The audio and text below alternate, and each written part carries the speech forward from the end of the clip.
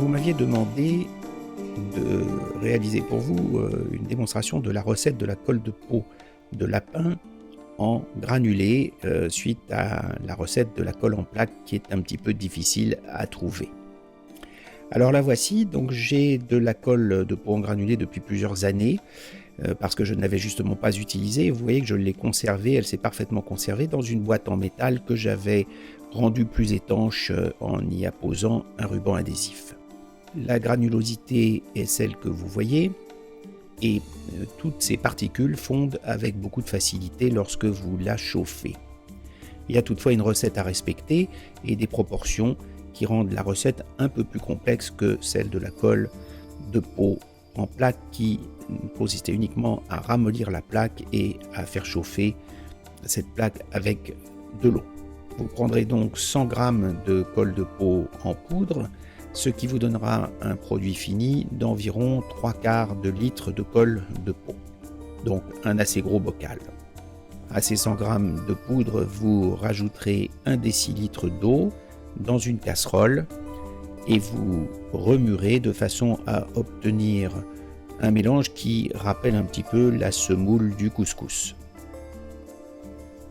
Vous la laisserez ainsi 24 heures et le lendemain, elle aura gardé son aspect granuleux, toutefois elle aura très légèrement séché.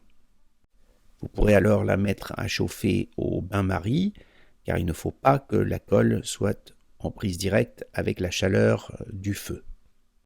En remuant petit à petit, le grain se met à fondre en une colle relativement épaisse.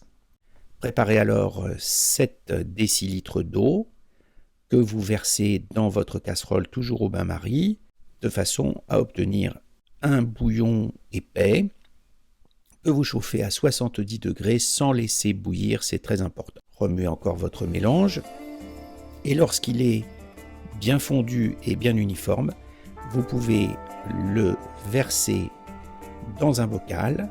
Vous pouvez bien évidemment l'utiliser tout de suite si c'était votre but initial. Pensez à étiqueter votre colle de peau.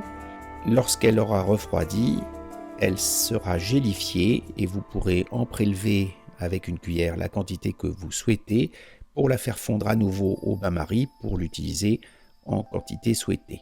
Il est possible de congeler la colle de peau lorsqu'elle est gélifiée. Je vous recommande alors de la mettre dans un sac et non pas dans un bocal en verre. En principe, elle garde toutes ses qualités.